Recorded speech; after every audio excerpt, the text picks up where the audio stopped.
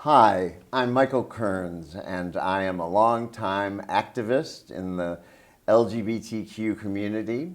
And I got into this as a result of knowing Morris Kight, who more than 40 years ago actually called me one night at my home, and I was shocked to get a phone call from him, and he invited me to go to a meeting, one of these meetings that met weekly and discussed what was going on in the community. If you can imagine, I think there were about 12, 15 of us that grew, and it was the most exciting phone call, one of the most exciting phone calls I'd ever received. So you can imagine my excitement to hear that my friend Mary Ann Cherry is writing a book that's coming out in 2020 about the life of Morris Kight, who was a very influential man, and you're going to hear about how influential. Her book is coming out, as I said, and it's going to be published by Process Media, which is an imprint from Farrell House. The title of the book, in and of itself, is a book.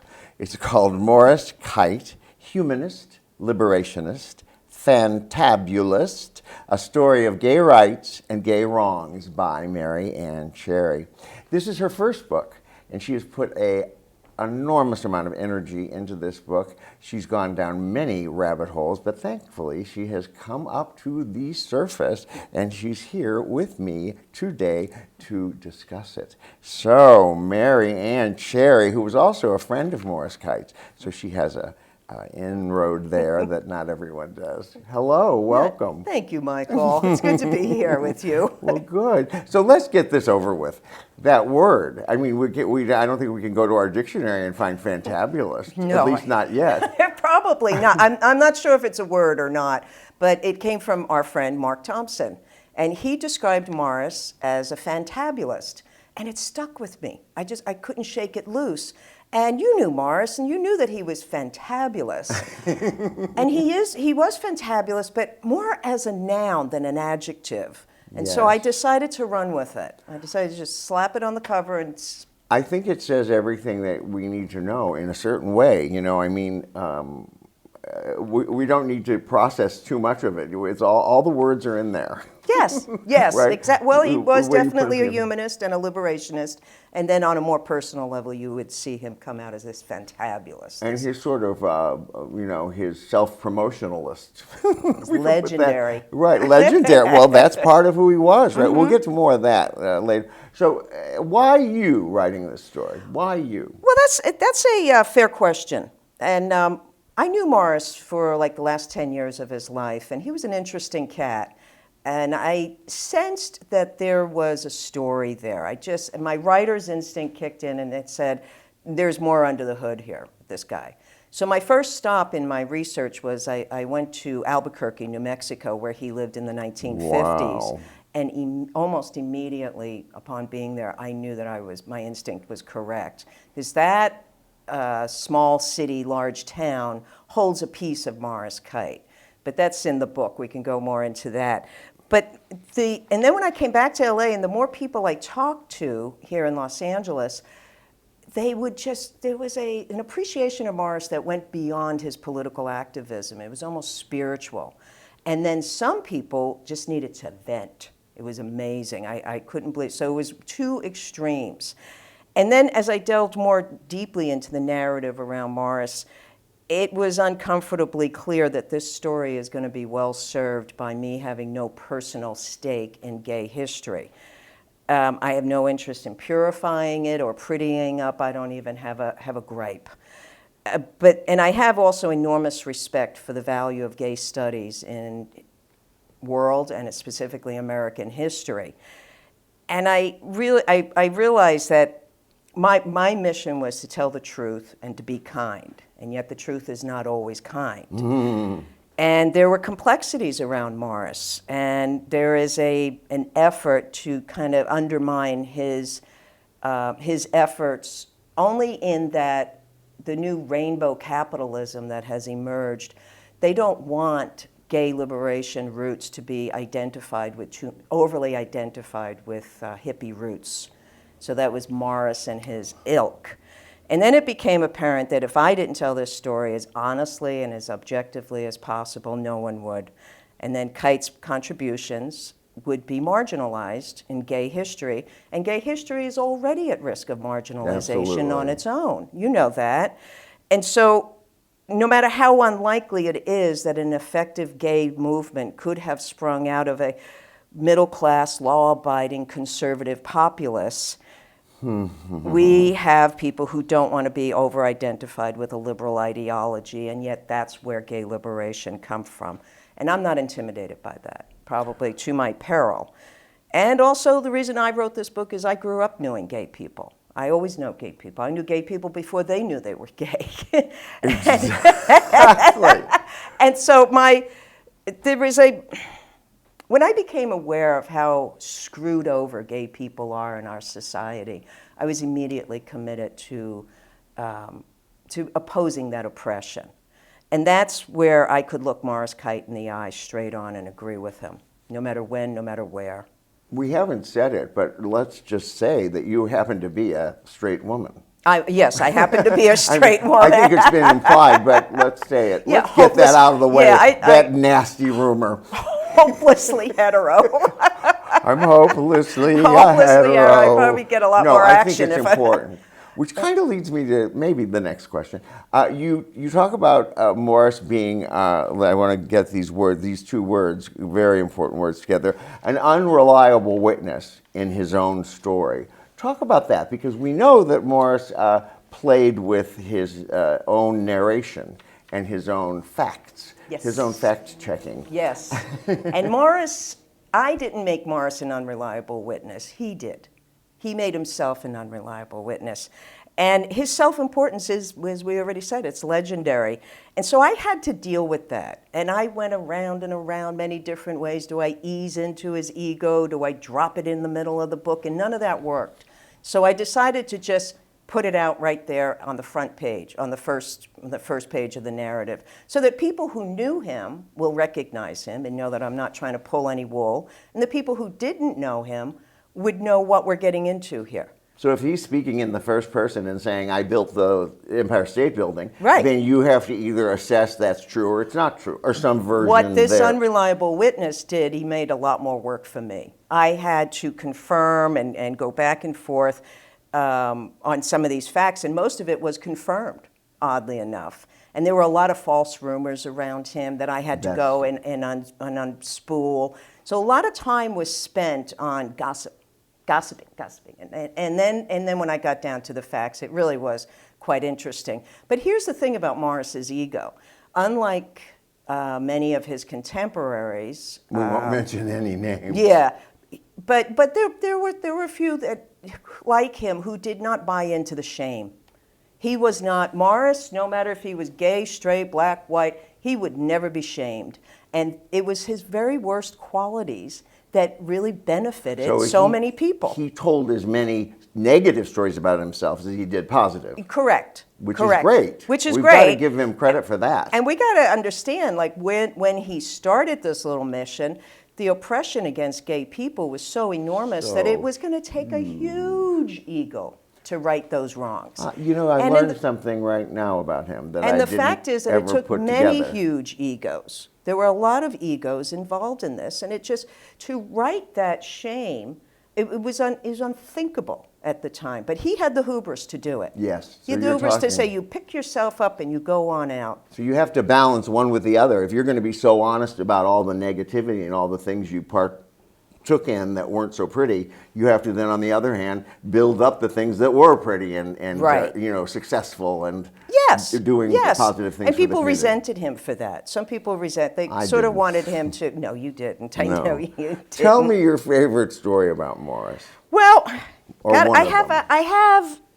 The first one that comes to mind is probably the Alpine County hijinks, and that was in 1973, when just on some fluke, he convinced the media that gay people were going to take over Alpine County. And Howard Fox described it as some godforsaken place in northeastern California that no sane gay person would ever want to be, much less in the winter. But Morris prevailed, and he told the media that there was going to be a takeover of the government in Alpine County. And it must have been a slow news day, but they picked it up, and it went national, which in today's words, it went viral. Yes, And so exactly. finally, gay liberation was a national news topic. It got more news coverage than even Stonewall Rebellion. Wow. But my personal favorite is the Gay Pride Parade. And they had no idea what to expect. And it was the anniversary of the Stonewall Rebellion. And there had to be something. Well, they had to go, Morris and his ilk had to go to the California Supreme Court. And the court did not rule until late Friday night, Friday evening. And the parade was scheduled for that Sunday. And they allowed the permit to go through. The judge said to the LAPD, you cannot stop these people from using a public sidewalk, from the public passage. They have every right in the world. So parade was on. Well, no one knew what was going to pop out of the cork on this one. It was amazing. And I hope that when the history of heroes, of courageous people is written, that everyone who is marching in that parade is included. Because it took an enormous amount of courage. How many people were in that parade? Do you know? Well, the estimates are anywhere about 1,800 individuals. And they had all sorts of wild, you can only imagine. And it was really... It was waiting for how many years to happen? Exactly. An explosion. It was the official coming out. It really was. The coming out and parade. There was... Something changed after that day. It really did. It pulled something apart and it pulled something else together. Right. Yeah. And LAPD was expecting a riot, and the worst they got was a traffic jam. And they kept it nonviolent. If he did nothing else other than that, which brings me to, what do you think his biggest moment, his legacy? The parade is still going 50 years later. So that's Hello. nice. It's in every major city across the world and in many towns. So that in and of itself, that it's still going 50 years in 2020. But Kite should really be, I hope he's remembered as a grassroots activist. And what he did, you know, when Kite saw something, he didn't just say something, he did something. He organized. I mean, I was familiar with the 6 o'clock a.m. phone calls. I'm sure you got them. And this is our mission for the day. And the hang-ups. And the hang-ups. He never said goodbye. The conversation was over, and hello, He hello. was going down his yellow pad, and that was next call. And he organized people. He knew how to get people. He could get, 500 people onto a site. And this was before email and texting. Can you imagine? He had phone trees. He had this organized. He was a phone tree. He was the phone tree. And he learned a lot of this. He took a lot of this out of the head of his anti-war activists. It was amazing. It really Truly was. amazing. It really was. And I applaud the activists that we have today, the grassroots activists who really, and they use the tools that we have available to us. But we forget that it takes enormous courage. It still takes some kind of... you have to have some kind of pushiness in you to say, we're going to do something about this. Right. Yeah. It's a lot more difficult than talking at the bar and drinking drinks after drink and saying what you're going to do. And Yes. appearing courageous and being courageous are two different things. Right.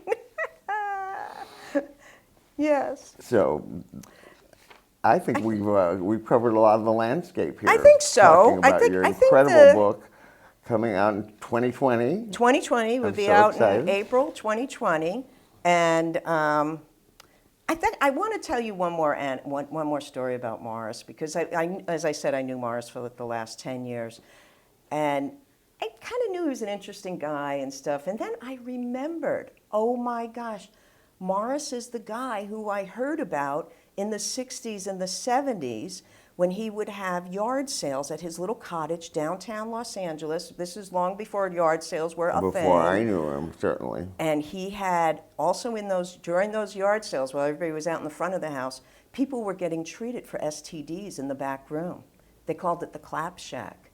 And he got real live doctors to risk everything to treat people off the books, because in those days, if you had an STD, it had to go into the Board of Health, and the Board of Health would then notify your next of kin, your employer, and it very often appeared in the newspaper. So there were a lot of people running around with STDs who would never get treated if it wasn't for the clap shack. Well, now that's a story. Yes, and there's a yard sale going on in the front. And so That when I is a realized, story. when I put all those pieces together and I asked him, I said, did you have yard sales And he, oh yes, oh yes, oh yes, yes, yes. And yes, that was the yeah. beginning of the Gay and Lesbian Center. That was the true humble beginnings. And Well, he, you can see that. I can- mean, that's the social aspect, exactly, the health exactly. aspect. And he had an underground bail fund too, that he started in the late '50s. So So if you're heartening oh my gosh. yes. Oh my God. It is. It is. So I'm looking forward to you reading the book. Well, I I'm can't looking wait. forward to it. Yeah. And you always have some interesting reading material Oh by my your God, I'm bedside. a I'm reader. curious. What Well, are you reading these days? Well, Michael? the book that I'm promoting and talking about is Ocean Young's book, On Earth We're Briefly Gorgeous, which is, it's said to be a novel. He kind of winks at the notion of a novel because it's clearly autobiographical. And it's a Vietnamese writer. He had written a book of poetry, but he's up for the National Book Award, and he's won the Genius Award, the MacArthur, one of the Genius Awards. He's brilliant. He's a young writer. And the book is so sexy and romantic and political undertones, but it's a book written by this young man to his mother about his desire to be an openly human being, really. But of course, what goes What's into the that title is again? gay and fluid gender. On Earth, we are briefly gorgeous. Nice. Yes. Nice. So on Earth, Mary Ann Cherry is definitely gorgeous, and on wherever he is, Morris Kight is definitely gorgeous, and so are all of you watching. So please put Mary Ann Cherry's book. I'm going to say the title one more time, and I am going to get it right because I'm going to read it here. Morris Kight, Humanist, Liberationist, Fantabulist, a story of gay rights and gay wrongs. Read it. Thank you for joining us.